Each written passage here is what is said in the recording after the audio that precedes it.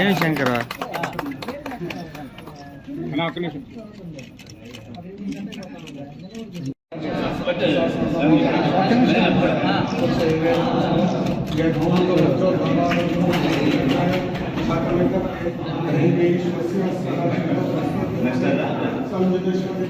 ఏదో ఒకటి లేనా 2 రూపాయలు కట్టున్నారు.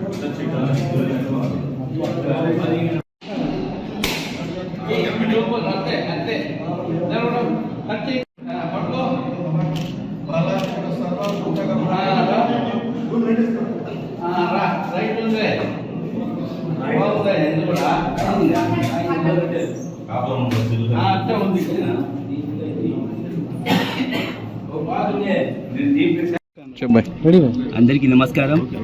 ఈరోజు 48 డివిజన్లో కర్మకృతుల బిల్డింగ్ ₹1 కోటి ప్రారంభించడం జరిగింది.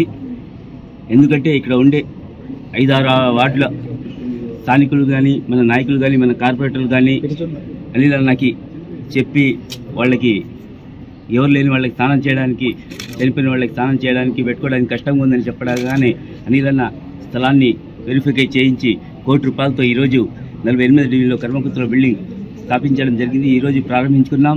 ప్రతి ఒక్క ఇక్కడ ఉన్న 6-7 వార్డులకి ఇప్పుడు ఏ ఇబ్బంది లేక, ఏమంటే చాలా సంవత్సరాల నుంచి ఎక్కడో పెన్నా నది కాడైనా లేకపోతే మన ఈర్గళమ్మ గుడికి పోయే వాళ్ళు ప్రతి ఒక్కరు ఇక్కడ మెయిన్ ఆచార్యులు ఎక్కువ ఉన్నారు. ఇటు పక్క మొత్తం వాళ్ళకి అవసరానికి ప్రతి ఒక్కరు అడిగారు. కార్పొరేటర్ గారు, రామకృష్ణ గారు, రంగన్న గారు, సిద్దిక్ గారు అందరూ అడిగారు. తప్పకుండా ఇది చేస్తామని మాట ఇచ్చిన తర్వాత మనం తిప్పకుండా ఈరోజు ఈ బిల్డింగ్ని మేము ప్రారంభించడం జరిగింది. అలాగే మొన్న బాలాజీ నగర్లో ఒక 10 రోజుల ముందు 40 లక్షల సొంత నిధులతో బ్రాహ్మణుల కోసం కర్మకృత బిల్డింగ్ కూడా అక్కడ స్థాపించబడింది. ఇలాగే ఎన్నో ఎవరికి అవసరమున్న ఒక కమిటీ అని కాదు, ఒక ఇది కాదు, ప్రతి ఒక్క కమిటీ ముస్లిం కానీ, హిందువులు కానీ, క్రిస్టియన్ కానీ, క్రైస్తవులు కానీ ఎవరికి అవసరమున్న తన సొంత నిధులతో కానీ, అవసరమైతే కార్పొరేషన్ నిధులతో కానీ తప్పకుండా వాళ్ళకి అవసరం ఉన్న చోట ఏ బిల్డింగ్ కావాలనో ప్రతి ఒక్క చోట వాళ్ళకి అవసరాన్ని బట్టి అనిలన్న అభివృద్ధి చేసుకుంటూ పోతున్నారు. ముందుకు మీరు చూస్తున్నారు, ఎక్కడ చూసినా అభివృద్ధి కార్యక్రమాలు చేసుకుంటూ పోతున్నాం.